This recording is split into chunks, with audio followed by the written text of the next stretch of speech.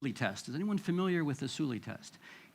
Just Google that down below, sulitest.org, an amazing online tool that you can use with your students. It's about a 30-question, multiple choice, free test online you can do in pre and post formats to judge the awareness of your students when they come into your program, then test them again at the end of your program to find if your programs have had any impact on their awareness and knowledge of some of these very large issues.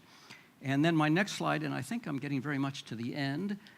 These are the types of changes that we want to make through eco-pedagogy, transformational change, what I'm now trying to call education rebellion, to recognize that there are sort of three ways to imagine change in the society. Most of us are engaged in changing along the lines of renovation. We're trying to do things better. We're trying to tidy up our operations, be a little bit more efficient, waste less. And this is nevertheless quite conformative change because it leaves in place many of the fundamental sort of cognitive structures and behavioral structures. We also can move a little bit more aggressively to innovation. Instead of doing things better, let's start doing better things. Let's find new ways to teach our programs and achieve our learning outcomes. And again, that is more reformative, more progressive, but still it is very much rooted in existing structures and habits of the mind. Our goal really here is refoundation. We need to see the world differently and see our place within it. Looking for transformative change that is far more radical. And I know radical is not a word we really like to use in educational settings, but the linguists here will remind us that radical simply means getting to the root of the problem. And I think that's what we need to do, is look at the root of the problem, our failure to interact on the planet in a sustainable manner. And then my last slide, I know I've been announcing my last slide for a while here. Let me just share with you, and if any, you obviously don't expect to read this, but here is again another positive thing we can do. We can try to green internationalization. This is based on the AAC model of comprehensive internationalization. Those green boxes are simply bullet point ideas of how we can help green our administrative structures and staffing, our curriculum and co-curriculum, faculty policies and procedures, student mobility. Again, I'll be glad to share this with anyone who wants this. And then my last slide, I'm getting there, is H.G. Wells. Civilization, of course, is a race between catastrophe and education, and I leave it to you to read the statement here by J. William Fulbright, and I think this is an appropriate place to cite the works and the thoughts of Fulbright, that education really is the strongest force available for the purpose of trying to save us from this catastrophe. Education should not be at the periphery, but at the center of international relations. We educators need to become more rebellious about what is taking place, more activists in our desire to change governmental policies and priorities. Yes, we can take shorter showers, and we were trying to take an electric Uber over here this morning. Yes, we can recycle. We are not going to get out of this crisis by doing individual things alone. We need major structural challenges at the governmental level and at the educational level. And I think it is up to us to help alert our society, again, to the urgency and the danger of this reality. So that's my talk. I'm going to pass around, so I don't take up any more of your time, just a few of the handouts that we use with our students. These, again, are more positive things that you can do on biodiversity abroad, for instance. I'll take one pass there. Bird life abroad, for those of you who want to focus on biodiversity. Recycling matters abroad as well. How to get our students to recycle while they're abroad. These are things that we post in student housing and in the student bathrooms in their apartments and their rooms, so we're sure to read them. How to reduce your carbon footprint while abroad. A list of eco-challenges, encouraging our students to take on a challenge of less air conditioning, changing the way in which they feed themselves, vegan or vegetarian diets, travel with less luggage, less electricity, less AC. Apparently students want AC down here in large amounts in hot Portugal.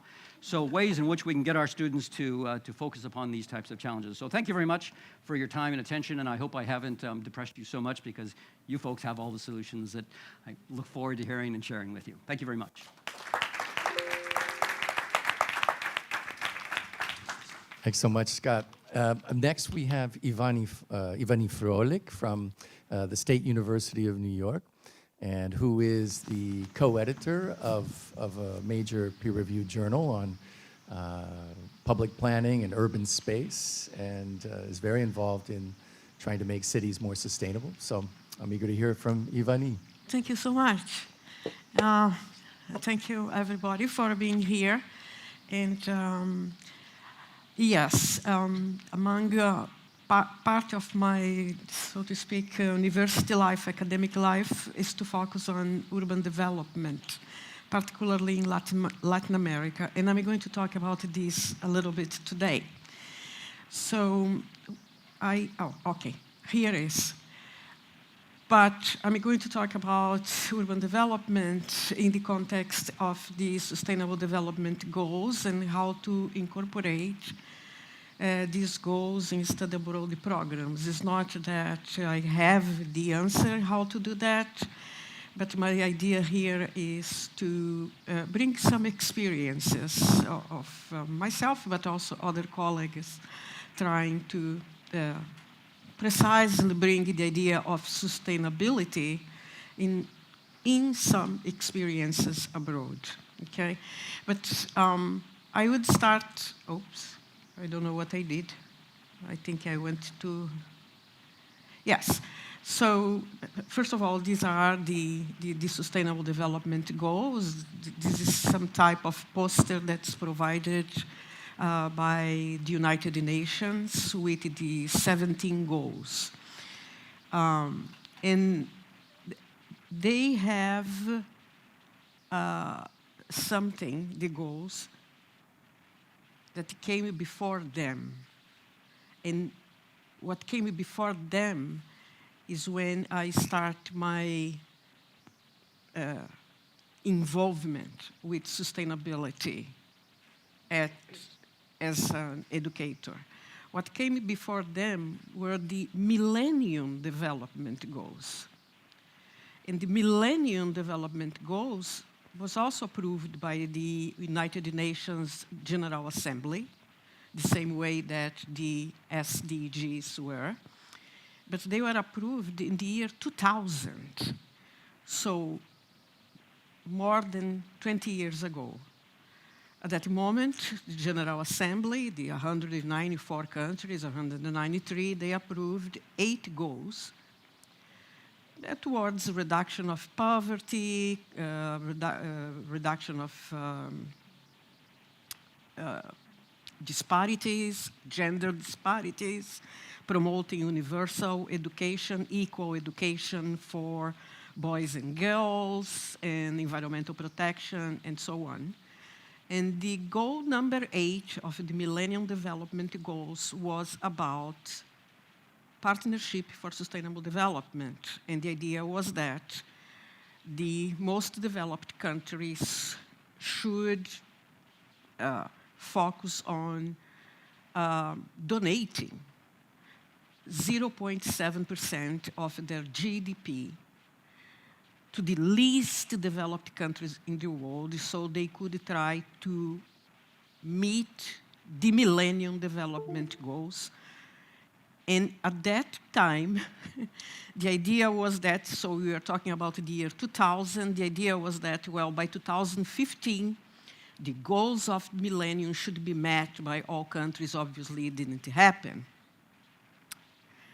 And the idea of the richest countries donating was also very problematic, right? A lot of discussion, not all countries were donating the 0.7 of their GDP. But anyway, as we know, the General Assembly, again, in 2015 precisely, decided to move from the Millennium Development Goals to the Sustainable Development Goals, and you're going to, I don't know, it's difficult to read, but the goal 18 now is the same. It's about international cooperation, partnership between countries. And so the poorest countries can achieve these goals. That it's very difficult. We all know, teaching this for quite some time, that for every country in the world there is inside their countries great struggles about who is responsible for all that, who is causing environmental problems. There's all these kinds of debates that we know, and therefore it's very difficult for governments to define and implement public policies to deal with pollution, water problems, poverty, etc., etc. But the goals are there, and the point here is to bring it, again, as I said, my experiences, the university where I work experiences with the incorporation of these goals in study abroad programs. So, and we know that the shared blueprint for peace and prosperity for people and the planet now into the future comes down to something called the Agenda 2030. Because the point is that the goals should be achieved by 2030, which is just about 7 years from now. It's quite ambitious. Now, in terms, from the perspective of educator, right, and from the perspective of universities, the United Nations and other UN agencies, such as the United Nations Development Program and the UNESCO, that is the Education and Scientific UN agency, they bring a lot of information about the motivations for us educators to incorporate the SDGs in our courses, not only study abroad, but in all courses that we teach. So, and you see there, right, it's training students to understand the goals and how the goals are going to affect students themselves. And when they become professionals on their work. And educating students on social, economic, environmental implications of their future and their careers. And the idea that when we teach, we are going to, and I think this is very important, we are going to reduce the gap that exists today between academia and the professional world. Because teaching about the goals, about combating poverty, about food security, incredibly important, but also health and well-being, education, sanitation, water, protection of wildlife, and so on. All this has huge public policy implications. And teaching students about public policy analysis is a way to connect them with a world that goes beyond the academia, and it's a professional life. Students can become, and expectations that several of them will become, government employees, that they are going to be in position to make decisions about the public policy in the cities where they live or for the national governments where they are going to work. So it's an important way. There are several ways, and this coming from the United Nations, several ways to incorporate these goals, not only to the traditional classroom, but also through internships. That could be a way so students could learn about, and international exchanges, academic exchanges, such as the study abroad programs, right?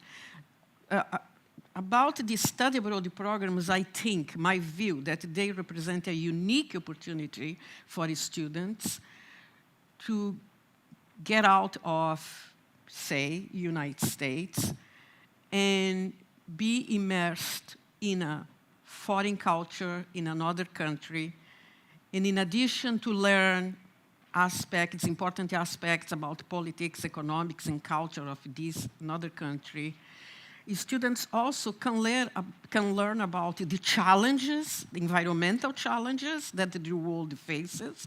Obviously, the United States faces environmental challenges, but several other countries also they do. But also for students, it's a way sometimes to learn about best practices, what some countries are doing well about this, and where obviously there is a failure. So the study abroad program that I see it is always a quite good experiential program because students, they can interact with people from other countries and learn about their own views, about what Scott was saying, about the state of the planet, the risks and so on, and learn from what other countries are doing. All right, so again, so those who were here yesterday, you know that I teach in a small campus within a huge institution that the State University of New York, with the campuses covering the entire state. My institution, I would like to focus on some. It's one model of a study abroad program that is about 3 weeks during the winter term. So it's January. Students like it because they escape the cold of New York at that time. It's terrible, it's snowy and so on. And so they have the opportunity to go out. But so we use the J term for these short-term study abroad programs, and several of them, they have this focus on sustainability. It's not comprehensive. We cannot possibly teach the 18 Sustainable Development Goals. Each one has a niche. So the left picture is a group that are the medical brigades in Honduras. And this is a colleague of mine. He's a professor in the Department of Biology, and he's particularly focused on students that are preparing to, after their bachelor degree, go to the School of Medicine. They are being prepared for that. So they are in the biomedical major, I think this is the name. And for several years now, this faculty member is recruiting some of his students to go to Honduras for 3 weeks. And what they do there, obviously, one of the goals about health and well-being is the number 3, right? And so he connects in Honduras, not the capital, is in the countryside of Honduras. He connects with the local doctors, local clinics, and with the students. They interact with the local population. Obviously, these are peasants in Honduras. It's a very low-income population without few resources, few access to medical care. But with the local doctors and the students, what they do is to work with the community about prevention, about the problems of water contamination and how to deal with that. So it's a quite hands-on public policy program, looking for ways to educate communities in terms of health and well-being. This right side is a larger group, and they go to Belize, also in Central America. It's kind of a different culture there, because most of Central America, also obviously Honduras, they are product of the Spanish colonization. The case of Belize, no. Belize was the product of a British colonization, but in Central America. And in Belize, these students are from our department indeed school of education. So they are preparing to become teachers. And they go every winter also, not only them, groups, every winter they go, and they connect with the local schools. And they are there to connect with teachers locally and the students in elementary, secondary school. And again, is another hands-on approach, studying abroad, but also learning about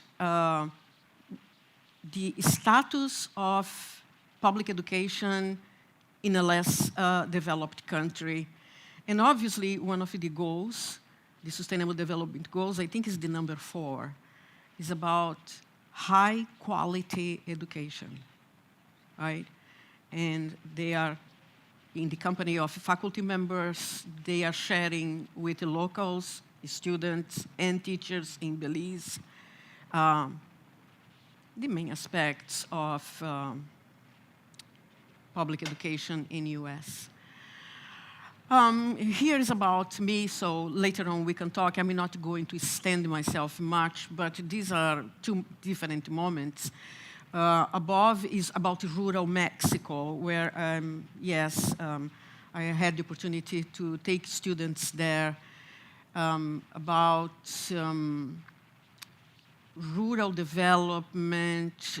This really was a program focusing on a very specific problem in this area of Mexico, that there are the Mexican men leaving the area, crossing the border, going to US, and leaving the communities quite abandoned, right?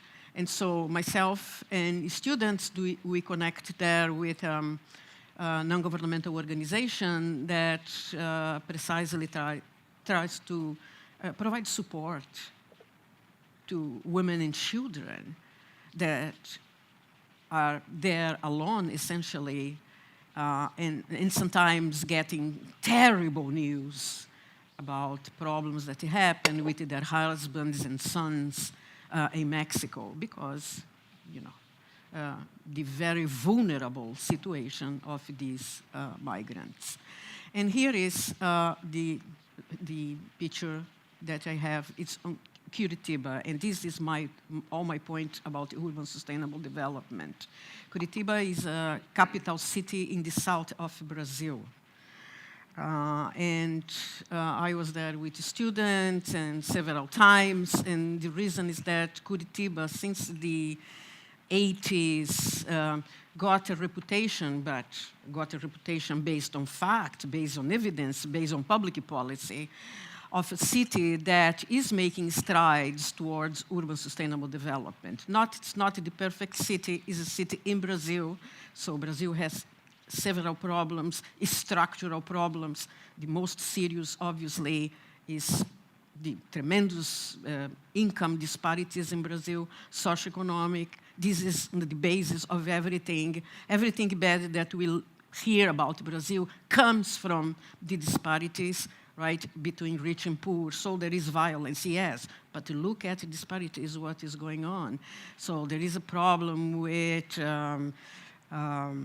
law education, has to do with the disparities. So in Curitiba is not separate from that context, yet through public policy in the areas of transportation, urban transportation, city transportation, urban parks, and garbage recycling. Curitiba became a type of reference for urban development in Brazil. Obviously, my point always has been that cities are very different. They have different needs, they have different sizes, and so on. So it's not necessarily to replicate in other cities everything that Curitiba did, but what is replicable is the initiative. is to start with, is to connect the local government with the local actors, so the private sector, academia, the press, neighborhood associations, and try to implement what the city believes it is necessary, and so the city can start to move towards sustainability. And so it's about now 35, 40 years of focusing on policies, right, towards this notion of sustainable development in a city in Brazil. Another program, urban development is one of its sustainable development goals, is the number 11. But another program, very briefly, that I want to comment that also I did, and it is fantastic. Students love it. It's my trips with the groups to the Amazon region. That is, right, the place to talk about sustainable development. It's kind of an adventurous program, but again, the students enjoy it a lot.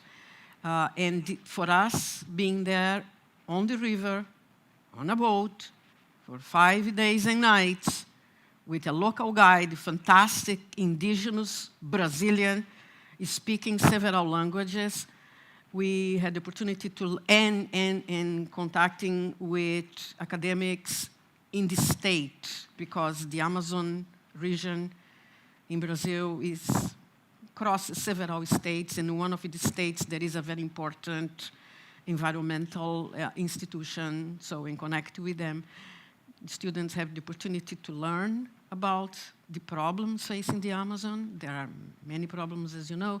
The problem with the local communities. Also, we have the opportunity to visit them and talk to the indigenous Brazilians about their difficulties, at the same time what they are doing, and ways to promote a rational and sustainable exploitation of the Amazon River.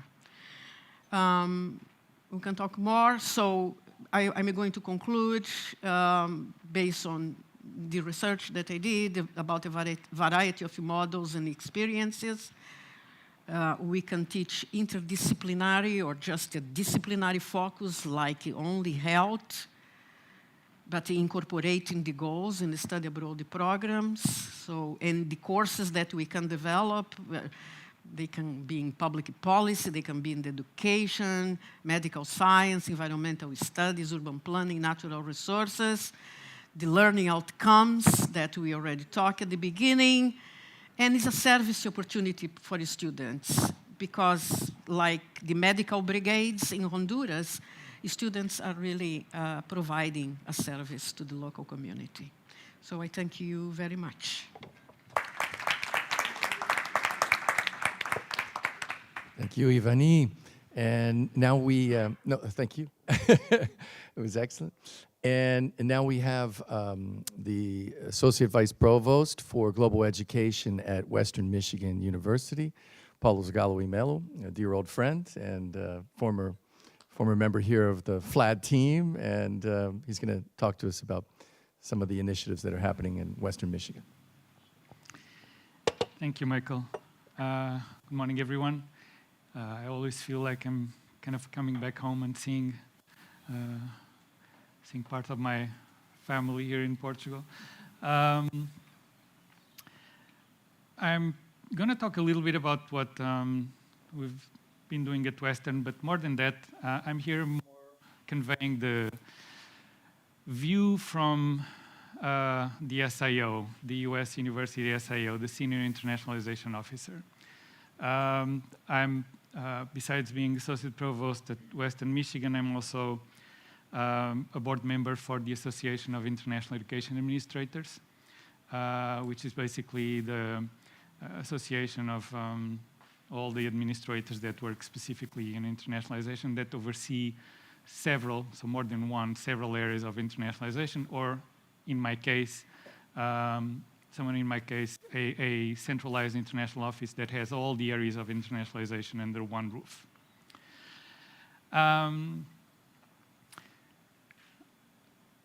I entitled my presentation as Walking the Global Talk because all we do in internationalization is basically talking about global. It's time now for us to walk the walk because we've been talking the talk for quite a while. And it's not very difficult because things are very integrated. The framework for the SDGs really provides a very aligned concept with the concept of global education and internationalization. So it shouldn't be very difficult to get things done because the most difficult thing is to structure alignment or to create an alignment structure, and that pretty much exists. So that we're all thinking about the same thing when we're thinking about these concepts. When I'm thinking about comprehensive internationalization, I'm really thinking about strategic, coordinated framework that integrates everything in a university, policies, programs, initiatives, individuals, and we're trying to make the university and everyone in it more globally oriented and connected. When we're thinking about global learning, I'm thinking about critical analysis and an engagement with the global, in the interdependent global systems and legacies and their application on everything on our lives. The best way that I've seen to explain global learning is really how you get people from thinking about a globe that has, all the different divisions of states and countries, and to thinking about it this way first, and then ultimately what we really want them to do is to think about the globe this way. How do we gather collective action towards global issues? That's what global learning is about. And this is the simplest explanation I've ever seen of global learning. And so, alignment, how do we align these two? Well, they align perfectly because, as we've seen, global learning is about the complex systems, the global complex systems, and how they affect our lives. And the Sustainable Development Goals framework is about how is about all the global issues, the global challenges that we have before us, and that we need collective action for. So they align perfectly. Well, then what do we have to do? That's where things become a little bit more difficult. Everything is aligned, but it takes a lot of work. And again, I'm speaking from the university or the higher education institutions international office perspective. It's not what the university can do, it's what the university can do from the senior internationalization officer's perspective, running an international office. We can build awareness on the purpose. And that's, we have the help of society, of people who do this also around the university. From the international office's point of view, of course, we can make the discussion, if we bring panels, if we bring visiting scholars, etc., we can focus a little bit more on that. We need the commitment of the campus community. We need to plan strategies and allocate resources, to recognize and reward through incentives, assess the impact of all the initiatives, of course, and to operationalize activities and services. This is the structure of all that we should be doing. At Western Michigan University, we are starting by tackling 3 of these because we have to be realistic about tackling everything at the same time. So we started definitely planning strategies and allocating resources. And in my office, I've allocated about $1 million this year for global learning initiatives, and we're tying those global learning initiatives to SDGs. Well, I'll go a little bit more into that. I see a few people in the room thinking, who also work in internationalization in Portuguese universities, think $1 million. Yeah. You have to get people to put their money where their mouth is. I have a $9 million budget for my international office. But every year, I'm responsible for maybe 20 to 25 million of the university's revenue. And that's what you have to show. So it's not that expensive to put back 9 million to do another 25 million next year. You just have to connect the resource and revenue strains. We're also recognizing and reward through incentive supports. And another thing that we started doing was to obviously operationalize some activities and services.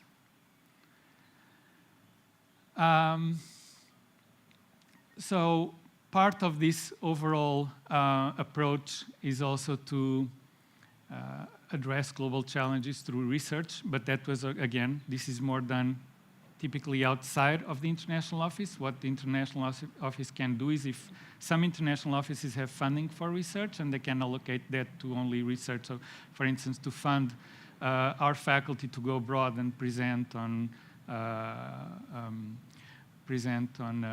at an international conference, or to collaborate with a researcher in a partner university, we can prioritize projects that address specifically one or more of the Sustainable Development Goals. We can strengthen excellence through international cooperation and go after partnerships that make sense from the SDGs point of view, but also partnerships that are made with institutions that you know are on the same mindset as you and that are connected already with SDGs. You have to look at several institutional initiatives, find SDGs, student champions is one way, events, of course, incentives and rewards for faculty, develop policies that also focus internationalization on this, and then curriculum development, education and awareness, and mapping. This is very important, mapping, and I'll refer to this, why this is so important later on, to map everything that you're doing, all the internationalization that you're doing that focuses on SDGs. Because if you're just kind of throwing resources and see things happening, but you're not mapping, I mean, if you know some universities in the United States are the size of small cities, others are the size of medium-sized cities. So you better know what you're doing when you're throwing resources around. And by resources, I'm not talking only about money, I'm talking about focus. Get your leadership to think about this. How much time does your leadership spend thinking and talking about internationalization? How many times does the president or the rector of your university mention internationalization and internationalization in the context of SDGs? This is a resource. I take this as a resource. Getting the word I need in my president's narrative, because the president develops the narrative for the institution, the vision and the narrative. If what you have to do is not in the narrative, then people think it's not important. And they tend to focus on the narrative that's coming out of the top leadership of the university. Because if it's the senior international officer talking about it, well, that's my job, isn't it? I mean, at the end of the day, I'm the head of the international office, I better be talking about internationalization. But if it's someone else, especially deans and also the president or rector, VPs, those are the people you need to be talking to get talking about these things. And that's a resource. Their time, their words are a resource to you.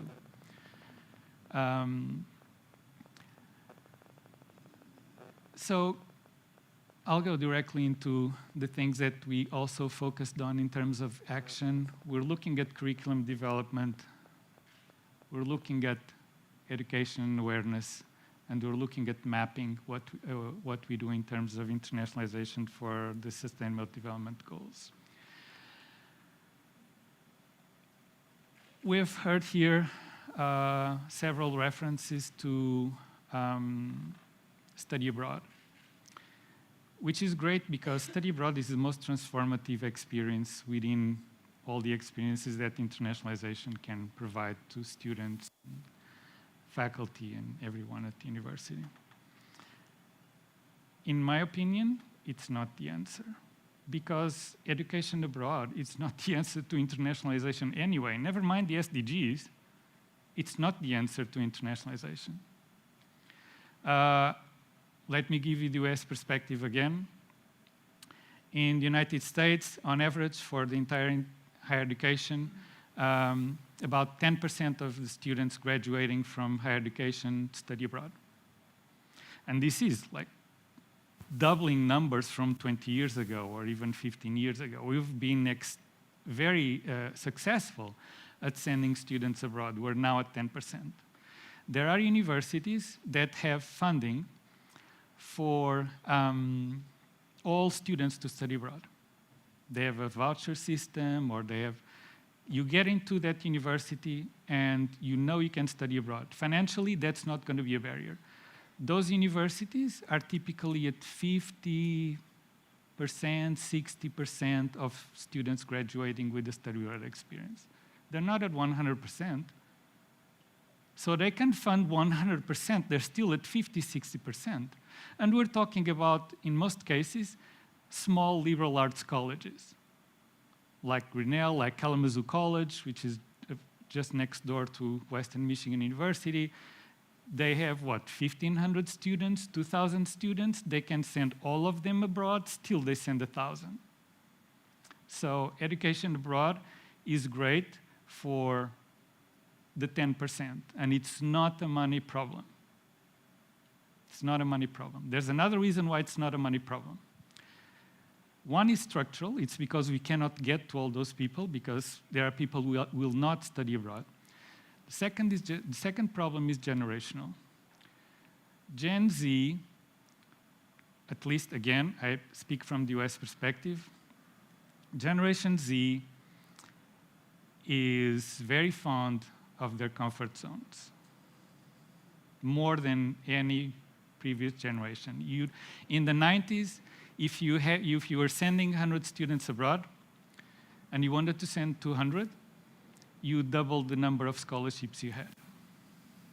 You have money to send 100, you want to send 200, double the money you're investing. That strategy is out the window with this generation. And I've seen this at my university. I came in the first year, my welcome package was a deficit in my office that I had to cover. And so I had to make some budget cuts immediately. One of the budget cuts I made was in the scholarships for study abroad that my office had. Some colleges have their own scholarships, but my office also has scholarships for study abroad.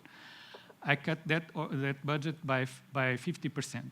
I had all the deans and the faculty telling me we're not going to have study abroad because without scholarships our students won't go abroad, and it's going to be the end of study abroad. We had about the same number than in the previous year. By then, 1 year later, I had recovered the deficit. We were in a good financial situation. I had already money to put it back into some scholarships, some study abroad. I thought, well, I cut a lot from study abroad scholarships. I'm going to put back some of that money. Fewer students studying abroad. There's no, and I've talked to my colleagues at my peers at AIA, the association I mentioned, my professional network, the association I mentioned before. They see the same thing everywhere. Now, if you ask students, they're going to tell you, well, I don't have the money to study abroad. And at Western Michigan University, we have 1 in 3 students are Pell-eligible students. So they come from lower income families. They're going to tell you, we don't have the money to study abroad. You put the money in front of them,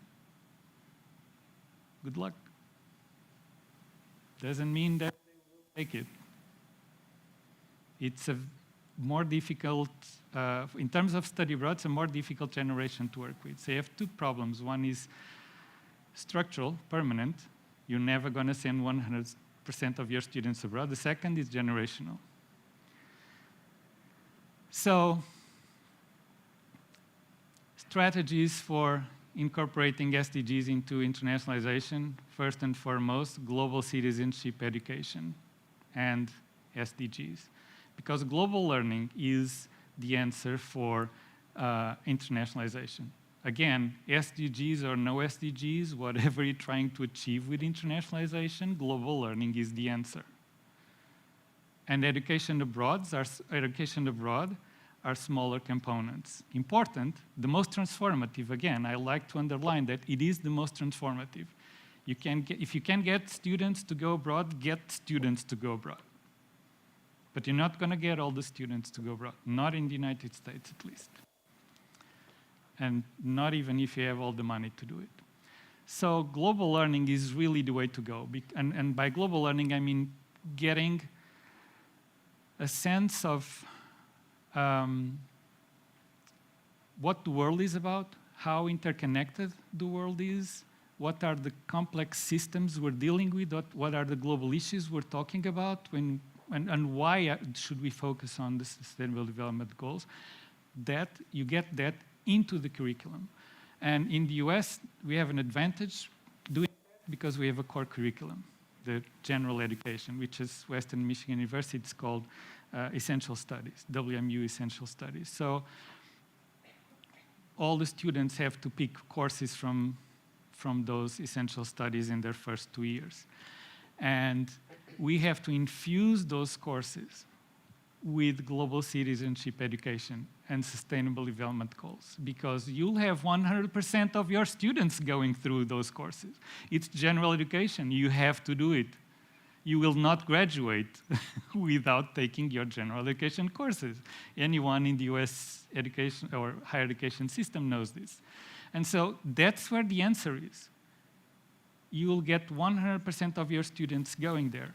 Now, the other thing is, if you want them to study abroad, educate them about going abroad. Get student study abroad prep as part of the global citizenship education that you're delivering. Second, reorienting institutional initiatives to support internationalization and sustainable development goals. So again, and we heard some of those examples here. If you're going to do if you have a study abroad program, well, you go abroad to places where you can study, where you have good examples of how sustainability is important for a matter of, for awareness, where good approaches to sustainability or sustainable development goals are being taken. So you go and show your students what the problem is or what the solutions are, or both.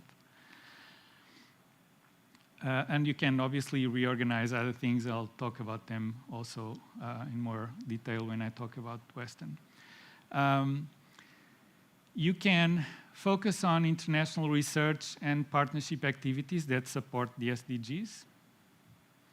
And you can change international mobility and internationalization at home to support sustainable development. So again, it's really, and this is not easy and it's not rocket science, because SDGs are so aligned with what global learning is about. Is just really focusing on global learning. If you focus on global learning, you're focusing on the SDGs. You're talking about the issues that we face as one people who live in the same globe, and how collective action will have to be the answer to address those issues. So it really, global learning has always been about that coexistence, sustainable coexistence and collective action.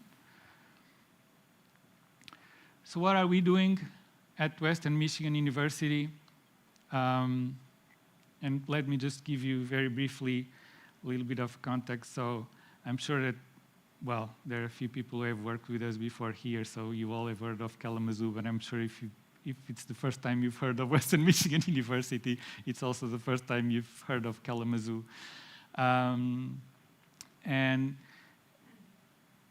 we're not known for two things, but we have two things that are very distinctive, I'd say, for Kalamazoo right now. One is that we have two global giants in a city of 80,000 people and a county of about 200,000 people. We have two global giants. One is called, all of you know, it's called Pfizer.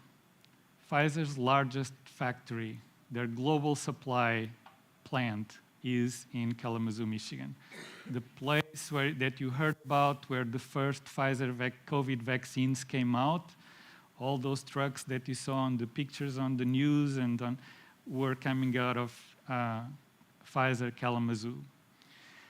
The other one you have not heard about, but it's even bigger than Pfizer. It's called Stryker. It's the largest producer of hospital equipment, medical devices. Chances are we've all used their products. We're not very interested in knowing what brand they are when we're using them. And the other thing that became also distinctive for Kalamazoo is that it has the university, Western Michigan University, that has received the largest single private gift in the history of public higher education in the United States. So last year we received the $550 million gift, anonymous gift. Of course, we all know who they are because we don't have 50 Strykers or 50 Pfizers in Kalamazoo, but still, it is a place where a few people have a lot of money and they put a lot of money back into the city. So what are we doing in terms of incorporating SDGs into internationalization? And I wanted to give you this context because if you can imagine that if you have two global giants and a lot of satellite companies around those giants, those are global companies. They're all about global. They think globally and they need people who think globally. So it's not difficult to explain to the main players of Kalamazoo what we're trying to do. Doesn't mean that we have done it perfectly so far. I mean, all that I'm doing here, all that I'm talking about here is not from a perspective of, hey, look at what we've done and do the same. We're at the, we're starting to just ride the wave here. These are things that we're implementing as I'm speaking. It's not something, oh, we've done this 10 years ago, why are you not doing this yet?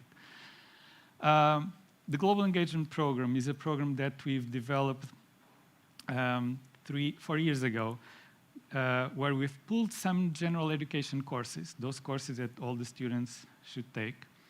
And we have tweaked the syllabus or the syllabi for those courses. And to talk about globalization, global challenges, and the issues that the Sustainable Development Goals address. It's not a major, it's not a minor. We have students from all majors. We have, sometimes in a cohort of, say, this year we have a cohort of 150 students, and I think we have about 45 different majors in it. So for that program, it's a 4-year program. It has study abroad on years 2 and 3, but it doesn't start with study abroad. The first year we had the program, we started the first year with study abroad. Then we realized, okay, this is going to be a very small door if we're putting study, because we're not, we have to get students to talk about these things, teach them about study abroad, make them comfortable with the idea of studying abroad. And then in the second year, we're going to take them for a short-term study abroad. In the third year, we're going to kick them out the door for a semester, and they're going to go and do a semester study abroad. So it's kind of evolving up to taking a semester abroad. So we have that program, and that program, all the curriculum and the things that the students look into at study abroad, during study abroad, are really very connected with SDGs because we developed that curriculum that way. Essential studies abroad, another thing that we're doing starting this next summer, 2023, is to actually have some of our general education courses that, as I mentioned, we call essential studies, delivered abroad. So students can take a full semester of credits, so usually 12 credits, and take that semester in one of our global hubs. Our first global hub is Portugal, not surprisingly, because we have good connections here, and I'm from here, and we've developed this connection for 4 years now, or redeveloped this connection for 4 or 5 years. We've tested the waters, we've done study abroad here, so we know we can do this. We're gonna have so a semester worth of credits within 2 months. So students come here, study abroad for 2 months, take a semester worth of credits, and all the courses, guess what, are about global challenges. 3, global classrooms. Global classrooms are what it's also usually called COIL, Collaborative Online International Learning, so linking a classroom here or at your university with a classroom in another country. We call it global classrooms at Western Michigan, and we also focus, we have incentives for global classrooms, so we pay our faculty to develop a global classroom. We give them an incentive grant, and a pretty good one, because I don't want to compete with other things that faculty can be incentivized for. I want them to do global classrooms. So we actually have a very good incentive for faculty to do global classrooms. And the global classrooms have to focus on, not surprisingly, SDG-related topics. And then,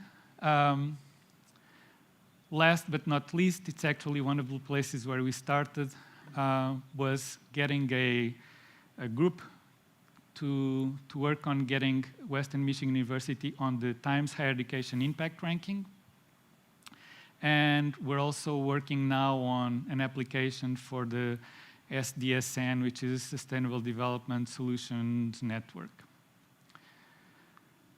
How did we do this? Well, initially the international office just took over the burden of doing this, working with our institutional research, which is basically the data center for your university, for our university.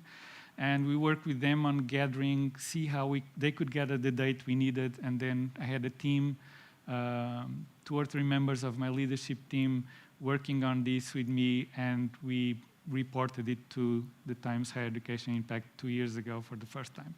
You can report on several SDGs. We started with 3, believe me, 3 is already quite an undertaking. And hopefully we'll expand this to more. But this year I went to my boss, to the provost, and I told him, look, this is ridiculous if it's my office to continue to do this. We need a work group working on this that's not the international office. Otherwise, people will still see, it's that international stuff they do over there at Paul's office. And so I told the provost, let's take this to Provost Council, and let's get other people. I want colleges to have representatives on this, on a work group. So we did that, and now we have representatives from, by now, almost all colleges. Not yet all, but almost all colleges. Some at the level of an associate dean, some at the level of a faculty member who's very active in these things. Mostly people who are connected with the administration of the college. So, impact rankings, these are really good not to evaluate yourself against others unless you come out really well, and in that case you're going to say, yes, it's because we want to evaluate ourselves. But it's mainly to see how well you're doing year to year, because it's the same people treating the same data that you're submitting. So it's consistent, and it's, doesn't matter if you come out, in 200 or 1,000, but what if you were 1,000 in the first year and now you're 800? It's like, what if all of a sudden you're actually 400 2 years later? Does that tell you something? It's really good. to just think of things that way. And this is not your regular usual suspect group. Top 5 in the world, this is a global ranking, top 5 in the world for the impact ranking. Western Sydney University, Australia. Arizona State University, US. Western University, Canada. King Abdulaziz University, Saudi Arabia, and then University of Sains, Malaysia, in Malaysia. This is the top 5 globally. There's one university from the US in the top 5. Top 3 in Portugal. University of Coimbra, 26th place. UTAD, University of Trás-os-Montes and Alto Douro, is the 2nd in Portugal, and then Nova is the 3rd. Top 3 in the US, definitely not your typical, this is not the Oxford, MIT, Harvard, Cambridge, Stanford global ranking. First in the US, Arizona State. 2nd, actually in the state of Michigan, Michigan State University, our neighbor, and Penn State University. This is not your usual suspects. There's an opportunity here for you to actually get in the game. That means a lot to your university, means a lot to the world, because it's about how we survive in this world. And while doing that, you can actually come out much better than you thought you would. Western Michigan University is in the 100s in climate action. And we're joining, as I mentioned, the Sustainable Development Solutions Network. It's a network of not-for-profit institutions, only institutions, not individuals. And they have to be a knowledge-generating institution. So for instance, an institution, any university, of course, an institution like FLAD would be a knowledge-generating institution, several research institutions, and even civil society groups. It has a lot of universities. That's why we're interested in collaborating with this, because it's a nice, kind of a nice group to talk to in terms of what universities are doing. So that's about it. I mean, it's, again, this is work in progress. This is all stuff that we've started to do. And obviously, when I say I've put $1 million into global learning, well, that's because we're also not doing other things. That's because we're, it's not like I needed 1 million and I snapped my fingers and had an extra $1 million. My office gets only about 40% of its budget from the university. We actually have to create our own revenue for the other 60%. But that also opens opportunities to generate that additional revenue, more than just waiting for the university to give you more money. So this is what we've been doing. I would be glad to, reach out to me. I'm on LinkedIn, and I'd love to know what you're doing too, and to collaborate with you. I'm sure there are greater and smarter ideas in the room that, over there that I have not heard about than even the ones I've talked here. So thank you.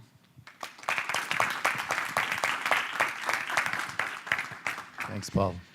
And now we have Anna Siemens, who's Associate Dean for Impact and Sustainability at the Isquete Business School. 2 presentations now on best practices coming out of Portugal. Thank you. I just put my clock there so that I could keep up with time. So, good morning, everyone. First of all, I would like to thank for the invitation to be here on behalf of our Dean, Marie-Jo Cruznial, who is here with us as well, from Isquete Business School. So, I'm very glad to hear what you had already shared with us, and I'm happy to share as well our experience in this journey, as we consider this a journey. So just to introduce ISCTE Business School, I need to go back to ISCTE. ISCTE, Instituto Universitário de Lisboa, is a public university in Portugal that was established in 1972. It has nowadays 5 schools. Ours is one of them, the largest one, is the business school. And we are in the city center of Lisbon, and we've just recently opened a new campus in Sintra, in the neighborhood of Lisbon, in the area of digital technologies, economy, and society.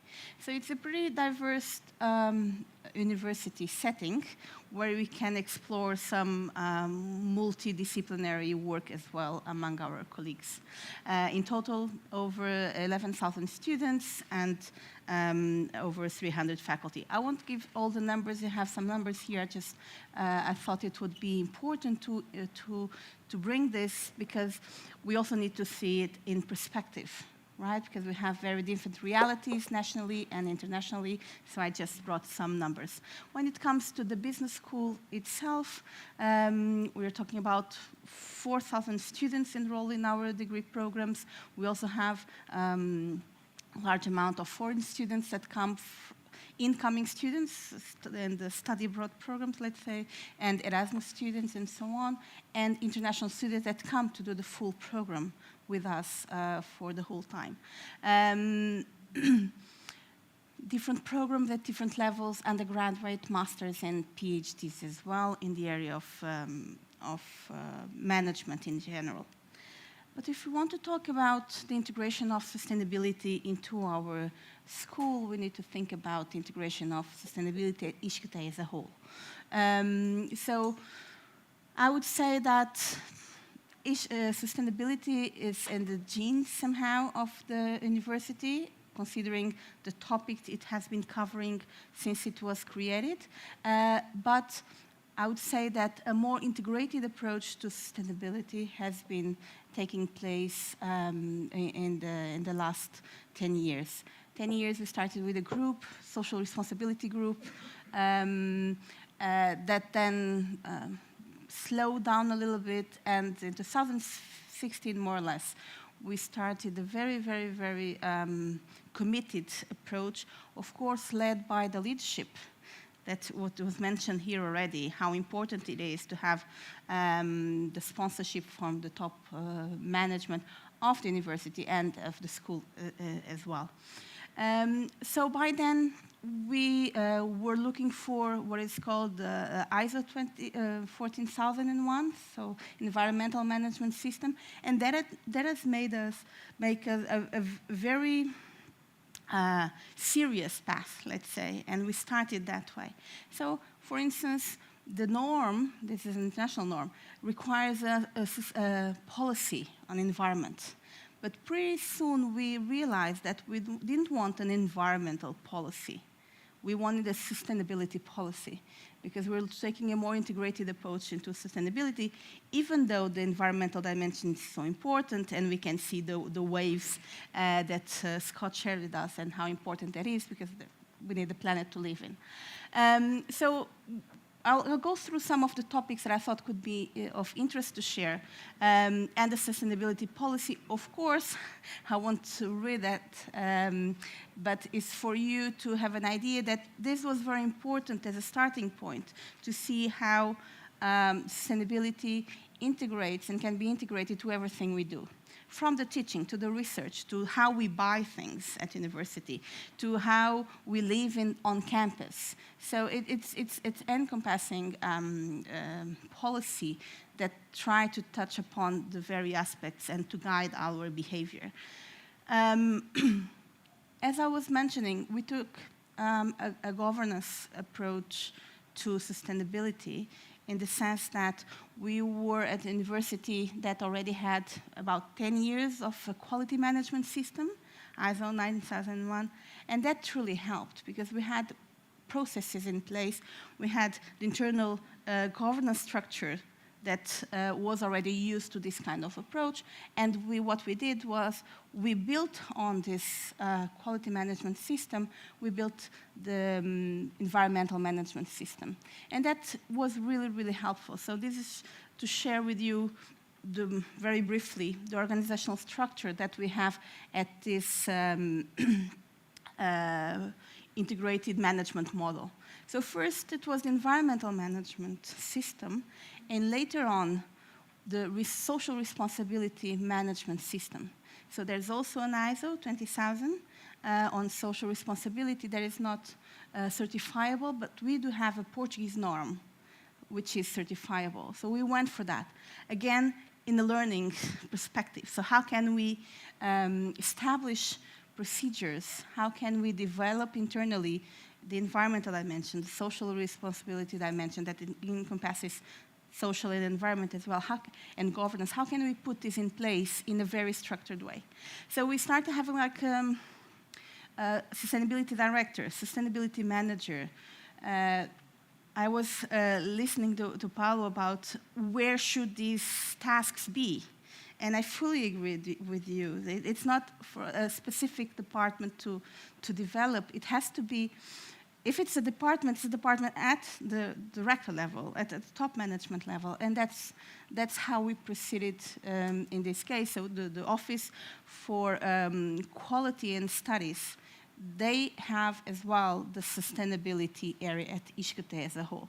And this helped a lot because we really needed this support. Once we had a sustainability manager, 100% of time devoted to this, it really boosted the system. And also the importance of involving everyone in the system. So to involve faculty, students, alumni, and so on. We created working groups where people would work on different topics, as I'll show you, but also to have liaison people in different schools, in different departments, that they would be the eyes and the arms and the hands of the office throughout the whole university. So nowadays, with this integrated system, it's really an opportunity to continuous improvement. Okay? We know by having these certifications, we don't do everything right, but we need to show that we try every day to do it better. Okay? Also, a holistic approach to sustainability was very important for us. As I told you, when we started the environmental management system implementation, development and implementation, it was very clear for us, I can even tell you, in the beginning, we were called the Green ISCTE project. And said, no, it's not about green. Huh? It's about sustainability. So it took just a few weeks that name that we had received changed to sustainability. And so we understood that we wanted to go generically through the three dimensions, the environmental, the social, and the economic dimension. And the SDGs has just came out a few months before. So we use the terms of people, planet, and prosperity, the 5 Ps from the SDGs that I'm not sure if you're all familiar with, but if you have the 17 SDGs, they have been organized to 5 Ps. So people, planet, prosperity, not profit, prosperity, peace, and partnerships. Okay? So we organized ourselves into these 3 Ps. So we had a working group on planet, working group on people, and a working group on prosperity. And we went through these 3 dimensions. This is just some examples of some of the reporting we do in the various dimensions and some fact sheets on the sustainability, as well as an integration on the campus that touch upon these different dimensions. But these different working groups work together separately, first, to develop their own strategic plan, or plan of action, I must say, an action plan, 2 to 3 years seal action plan. On first the planet, then the social came, and we saw which were the common aspects, and when we build upon this one, and then the prosperity plan came after. So nowadays, what we have is really an integrated plan for sustainability that combines these 3 dimensions.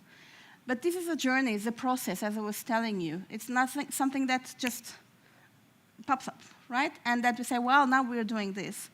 And we need to respect times from the organizations and how things evolve, and that's what we've been doing, both at ISCTE and in the business school, because this business school particularly has been highly involved in this structure that I show you. The sustainability director, for instance, the second one was one of our faculty. I've been personally involved in different fora, and so there is a strong alignment between them. And this alignment is not only in the implementation of these systems and making this work, but also in terms of strategy. So we've been aligning the strategic and activity plans and reporting with sustainability. And this is made at the ISCTE level and then at the ISCTE Business School level in particular.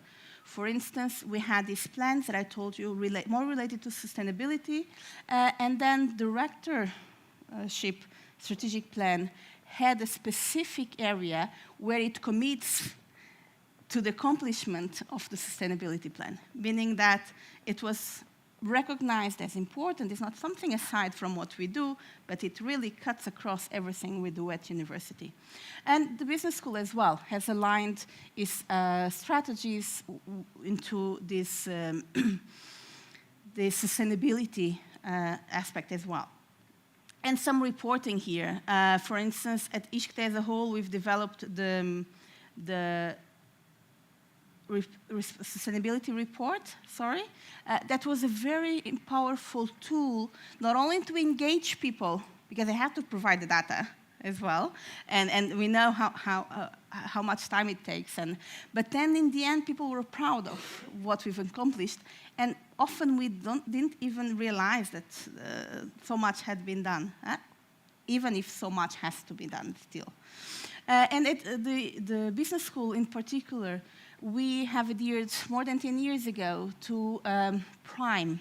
I don't know if you're familiar with. So it's Principles for Responsible Management Education. And PRIME is an initiative from the UN Global Compact, which is the arm of the Global Compact to the arm of the United Nations to companies. So at a certain point, Global Compact just realized that management education had to change, right, in order to have better business in the future and more responsible business. So PRIME has been very important for us in our journey to learn and to share with others and understand how can we take on this journey. And the report that we have to do every 2 years, it's also a learning moment for us and time to understand what we're doing. And finally, I'll share the SDG journey itself. So it's not surprising if I tell you that it all started with PRIME that I just mentioned.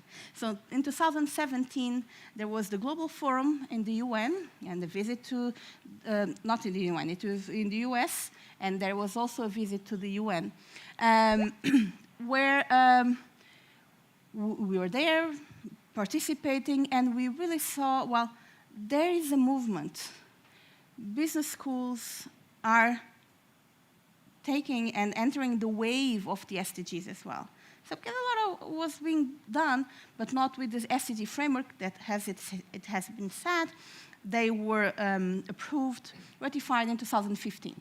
So that was 2017. And we saw it is coming. And nowadays we see businesses, public institutions, non-profits, schools, universities, everyone is trying to make this link with the SDGs.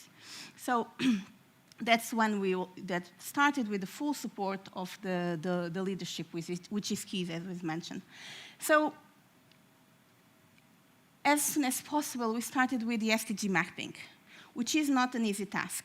Okay? And we had different opportunities throughout these years that we've tested, and we decided to stick with the one that we had in the first place, which was the self-report. I know there are problems, there may be biases, but it was a conscious decision. Because when I ask a professor or a researcher to think about their curricular units or their research, and to which extent can they contribute or be related to a certain SDG, I'm already making them more knowledgeable about it, compared to some more automatic artificial intelligence mechanisms that we've tried them as well, and we still would like to develop something, but that then has to be really checked upon. The idea, and we have this for the research already. So when I go, it suggests me an SDG, and I can say yes or no. So that helps, but I wouldn't say that an automatic coding would be, for us at least, the preferred way to do it. But this has been very important. So nowadays we can go to our websites and check which curricular units self-report that are related to, or publications and projects. And of course, this is aligned with international practices. Now, if we go for funds, we look for funds. European funds, we need to say to which SDGs we are related, so that helped us a lot as well. So just some very quick data in terms of mapping for the SDGs for the school. We can expect that the business school in particular, we have different depending on the schools, but for the business school, it's not surprising that the 8 economic growth, decent jobs and economic growth is one of the most relevant ones, or the 9 innovation structure is one of them as well. Sustainable consumption and production, and of course some health, because we do also have a lot of research and programs on that, and quality education, that has to appear, of course. So this is just a framework that I would like to share with you that may be useful, which is the blueprint for SDG integration. This has been developed by Prime, the institution that I mentioned before, and it offers some approach that we can use. And the first step, of course, is identifying, understanding where we are. Is take stock of what we're doing, which is basically what we started by doing, and then defining what are our goals, what we want to do, and then try to integrate. And there are different ways of integrating, of course. You have all the explanation there as well. We can do with specific training programs. For instance, one of the programs that Michael and FLAD in general are aware of, that we are planning to really launch in the near future, the MBA in Sustainable Management, for instance, in partnership with Executive Education, is a program developed with the sustainability SDGs across the whole program. But there is also opportunity to have specific courses only, or integrate throughout the whole program. So different approaches to integrate sustainability. Of course, training is very important. We need to have people aware. And here we'll see photos, and we'll recognize we have staff, we have faculty, we have students, but we also have people that work in the restaurants, people that work in the cleaning of our infrastructure. Why? Because they are key. If you want to integrate or start the recycling process as well, for instance.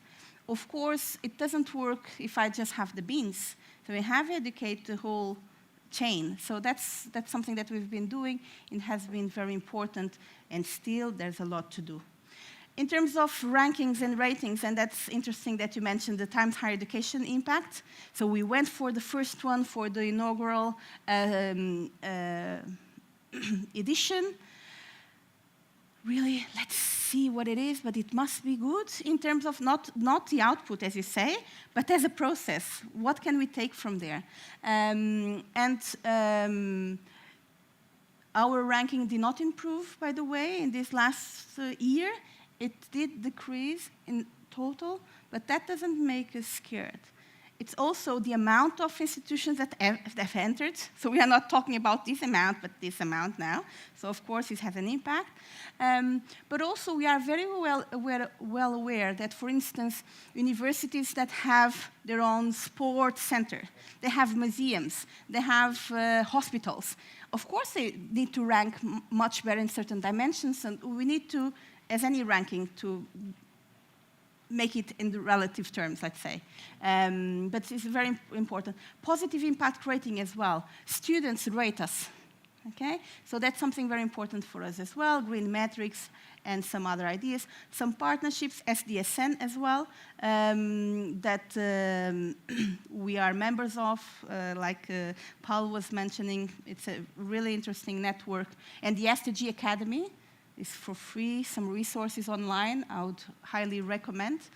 And these are just some pictures of initiatives at both Isqueté level and Isqueté Business School, because we are all together on same campus and we can't really separate them. So just some idea. Thank you very much for your time.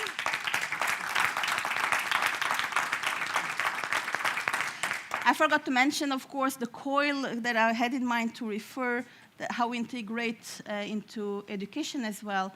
And for instance, now we are developing a coil with India and Goa Institute of Management precisely to work on this area in terms of education and an international experience for our students. Thank you very much. Thanks so much, Ana. And last but not least, so the president of the Institute Polytechnic de Porto Alegre, Luís Loures, who is a very dynamic leader and somebody who was kind enough to invite me down to Porto Alegre this past summer, and I was really impressed with what I saw and some of the initiatives that he's been leading there, and I wanted to have his perspective on how he's integrating the SDGs in Porto Alegre. Oh, good morning, everybody.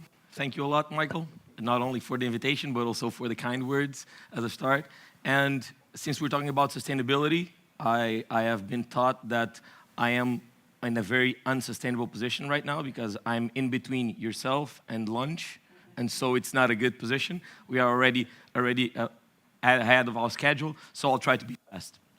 But I wanted to give you a brief overview of what we are doing regarding sustainable development goals, but also which was the process and how we have come to this position. And we know that when we talk about sustainability and we talk about sustainable development, it is a concept that has been created or has seen light in 1987, right? And a lot of people have spoken about, a lot of people have talked about, but they didn't really knew what it mentioned actually. And so we have seen that when you ask, for example, consumers, if they are willing to pay more or to move for a greener position, most likely 3/4, I would say 75%, will say that they would like to move for a sustainable position or to a greener position. But in fact, when we see the way we act, we will see exactly that our acts do not comply with our behavior. And that is something which is really, really relevant, because when we think on a simple t-shirt, and I would assume that in this room, normally I tend to look at people, not to see them naked, but I'll try to see them, how much water and how much carbon dioxide they are wearing. And we are all in this room, there's, I would say, a large amount of cubic meters of water only in what we are wearing. And that is something that people need to become aware of. And that was somehow the position that the Polytechnic of Porto Alegre that we try to do through our past.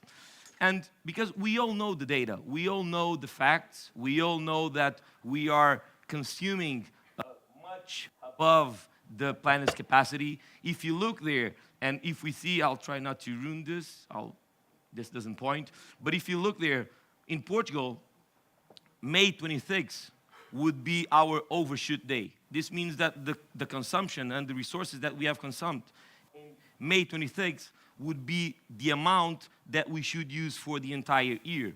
But that doesn't prevent us for maintaining our habits and to developing the way that we do, the same way that we did 10 years ago.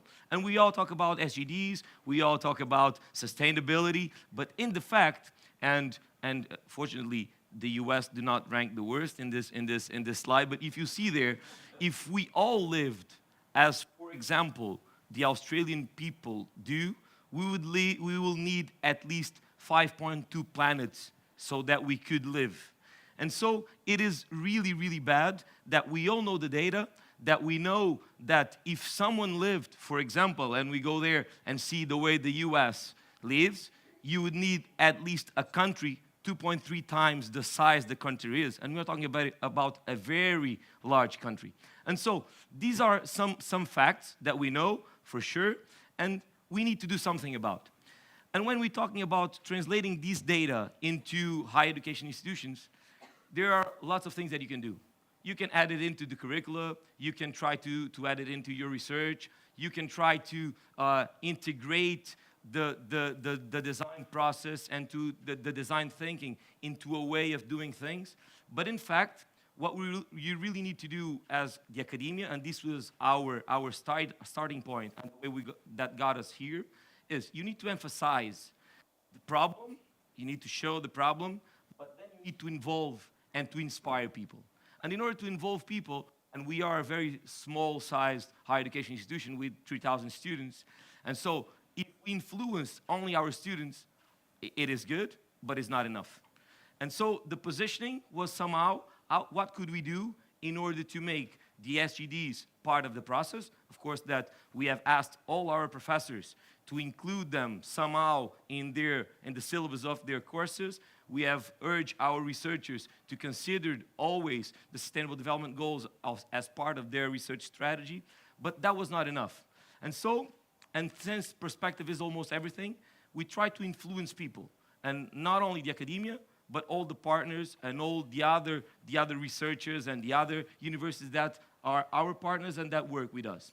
And I'll give you a very small tale and a very small story about coffee. Because as you know, Porto Alegre, the district of Porto Alegre, is the place where Delta Cafés is located. And while I was doing my PhD in Michigan State University, by the way, I became, this was back in 2007, 2008, and I became a Starbucks user. But while I was in Starbucks, because I like coffee, coming from the Alentejo, it's something very natural. And if you went to Starbucks, you will see that you will use wood and bamboo pails. They will use not plastic cups, but paper cups. But most likely, I would say that the people that are in this room didn't know that Starbucks ranks on the last 100 worst positions as a sustainable company in the world. And this is, once again, what I want to tell you, and this is just to make the point about perspective. You need to change perspective, and you need to change the way you do things. And it's not only creating a program that might influence the 30 students that you have on that specific course that will make the difference. You need to influence people. And that's what we thought, and that's why we created a project that envisioned Alentejo, the region Alentejo, as a lab that could be somehow a starting point for this. And when we talk about starting point, and I don't mean to be rude with no one, if you think about Alentejo, people normally think about a sparse populated region with lots of cows.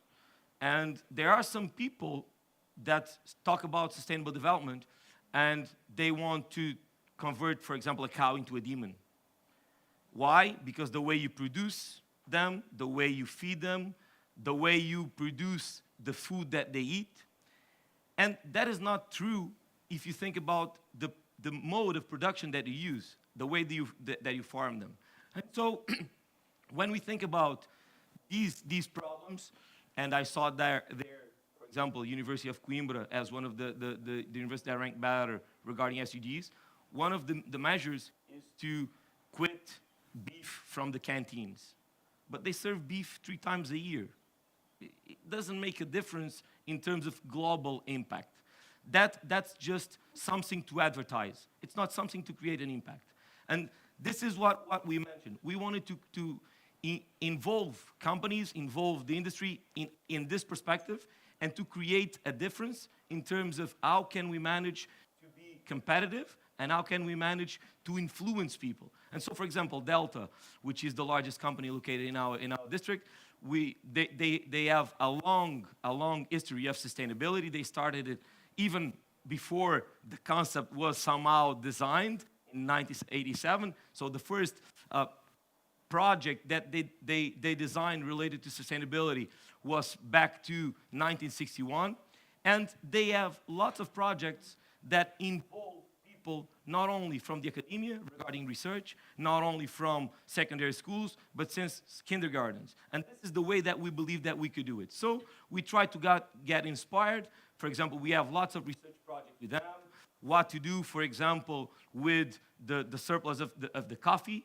We know that in Portugal, normally, we drink averagely on a day around 10 million coffees, 9.6 something. And that creates a lot of residues that you need to take care of. And so we created a research project that used those residues to produce pellets for eating houses, for example. And this was something that we tried, and we started, for example, with Emas, which is the municipal company from waters from Baixo Alentejo, and tried to see what they were doing. They were doing great campaigns in schools for kids. And so this was the way. This is another project on Central Alentejo, which is called URSA.